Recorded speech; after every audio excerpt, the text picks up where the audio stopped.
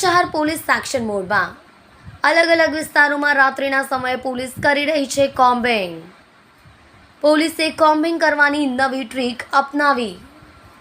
Combing પહેલાં police દ્વારા announce કરવામાં આવે છે. જો કોઈ પાસે હથિયાર કે ઘાતક વસ્તુ હોય તો પોલીસને સમય આપે તેમાં જાતે મૂકી જાઓ. પછી કોઈ કોમ્બિંગ સમયે કોઈના ઘરમાં કે વ્યક્તિ પાસે હથિયાર કે કોઈ વસ્તુ મળશે તો કાર્યવાહી કરાશે.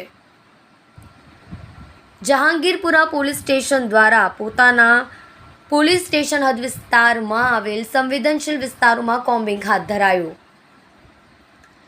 પ્રધાનમંત્રી આવાસ સુમન વંદન ખાતે લોકોએ પોલીસને સહકાર આપતા મોટી સંખ્યામાં હથિયારો સ્વયંભૂ મૂકી ગયા. લાકડાના ફટકા, લોખંડનો સળિયો, રેમ્બો છરી, તલવાર, ચપ્પુ એમ કુલ મળી 43 હથિયાર લોકોએ જમા કરાવ્યા. ગતરોજ સચિન પોલીસે પણ આ જ પ્રમાણે કામગીરી કરી હતી. કલ્પેશ રાણા સાથે જોતા રહો ન્યૂઝ 9 ગુજરાતી, સુરત.